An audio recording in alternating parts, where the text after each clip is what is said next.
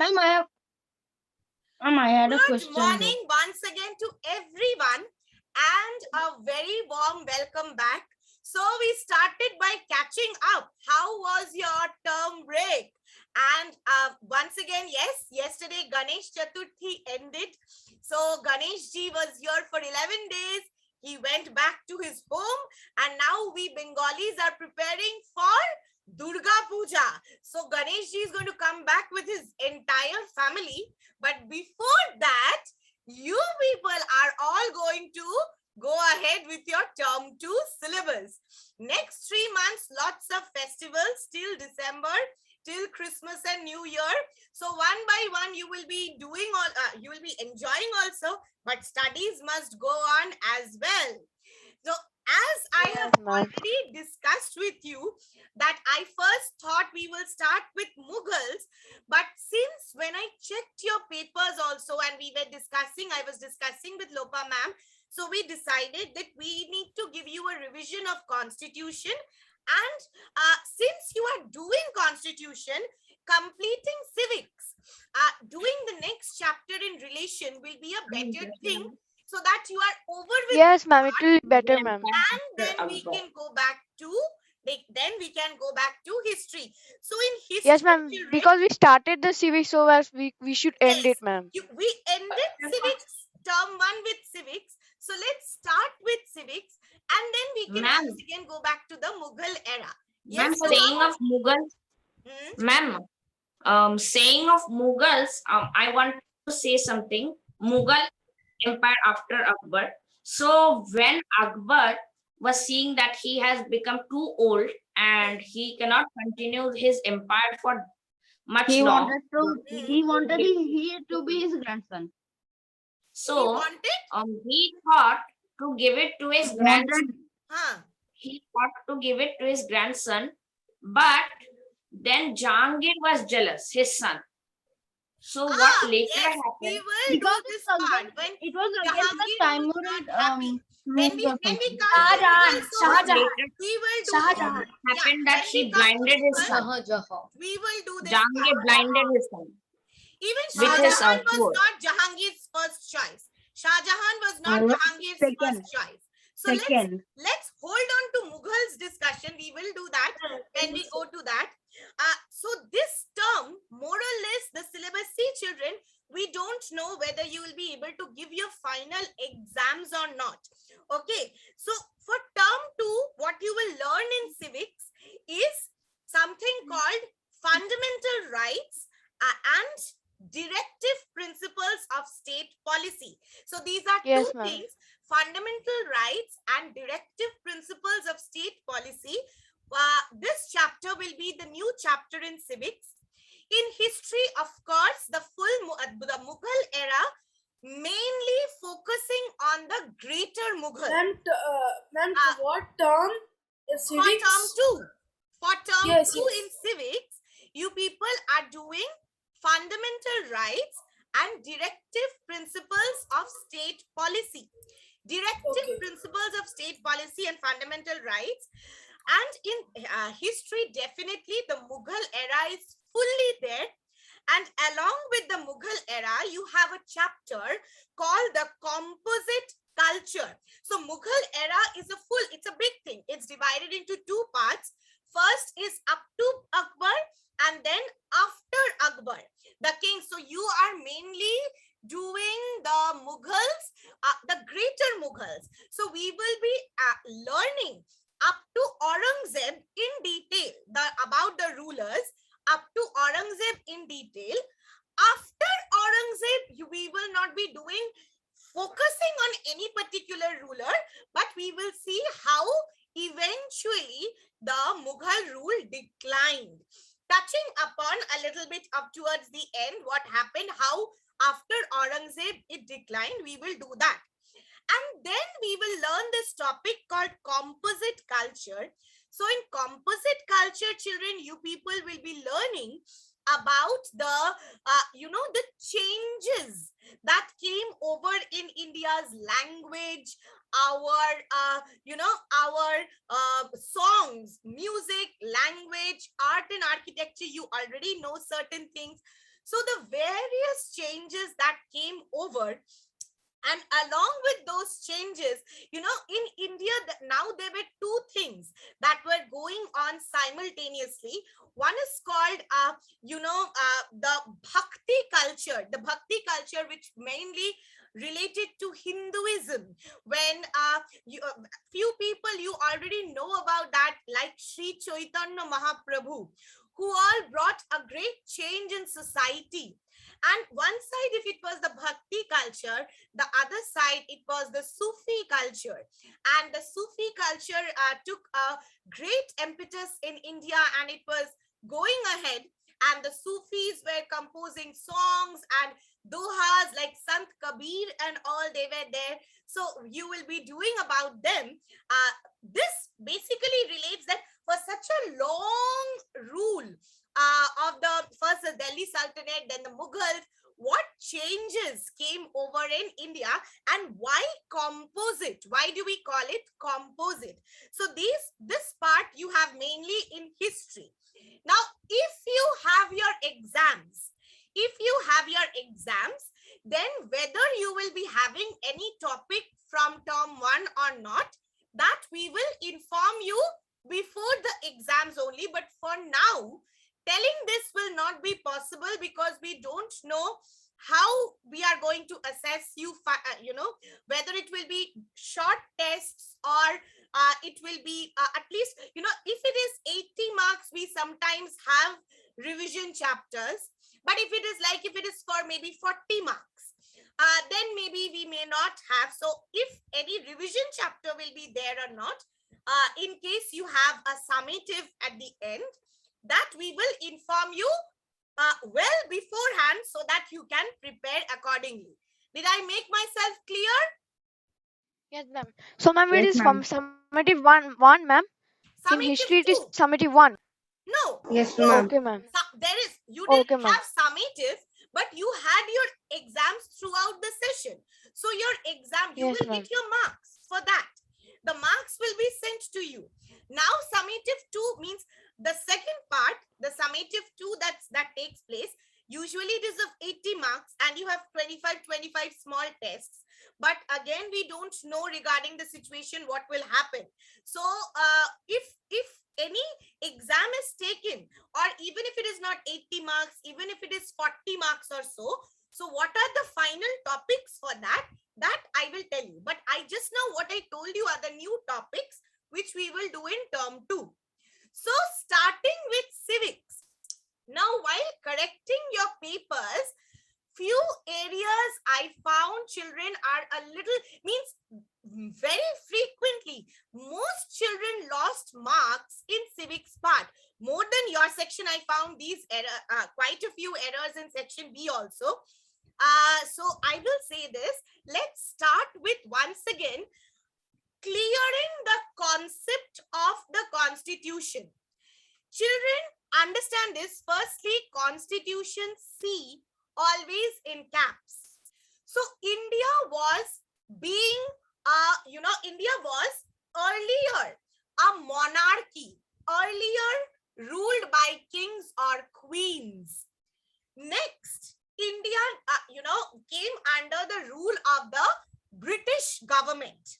When the British government was there, they used to rule it under the name of the Queen of England. First, it was the East India Company who used to get into, they had puppet rulers. They had, like Mir Jafar was one of them, you have read. They had puppet rulers, but the British government, the East India Company was taking all the decisions, and the rulers had to follow that. Ma'am, my example is So, then later on, after the first Battle of Independence, India directly went under the rule of the Queen of England, that is Queen Victoria. After that, in 1947, when it was time to, when Indian movement of independence became very strong, and the Britishers were facing lots of problems in their own country, that is in Britain, due to the 2 world wars that took 1 within a span of few years. So Britain decided to hand India over the charge. But the charge, but the cost of it, the cost of handing over of this charge was nothing but the fact that India became divided into India and Pakistan. But India got its independence on 15th August 1947. Now, from then onwards, India decided to be a democratic republic. Democratic republic. Along with that, definitely the term sovereign, socialist, like you all have learned. So now for handing over of the charge, a committee was made and sent from Britain to India. Okay, a committee of 3 members were sent to India. This was known as the cabinet mission. The work of the cabinet mission was nothing but to come to India and plan out how this handing over of charge will take place. So when they came to India, they finally decided that it is time that India becomes divided and India becomes a democratic republic. That is, no more kings or queens, but India will have a government. And the position of the leaders will not be hereditary, but rather we will be a democratic country. That is, we will be a democracy where the people will select their leaders. The people are the most powerful. So we say a government of the people, for the people, and by the people. The government is formed by the common people. We select our leaders. A commoner can become a leader if the person has the capability. So a commoner will become a leader, and it's for the people. The government is working for us. You work for us, and when you work for us, if we like it, we can re-elect you. If we don't, we have the power to remove you. India is one of the largest democracies of the world. Why do we say largest democracy? Because India has the highest number of voters in the world. We call India the largest democracy because India has the highest number of people who vote in the world. And we follow the rule of universal adult franchise. Why do we say it universal? Ma'am, About ma'am, China. I want to say something, ma'am. Yes, China has Ma'am, a can you say- socialist government. It's very China's way of ruling is a little different from that of India. Nobody Yes. votes. Nobody votes. Like Ma'am, you China say has that India has the highest number. Only one ruler is there. India has the highest number of.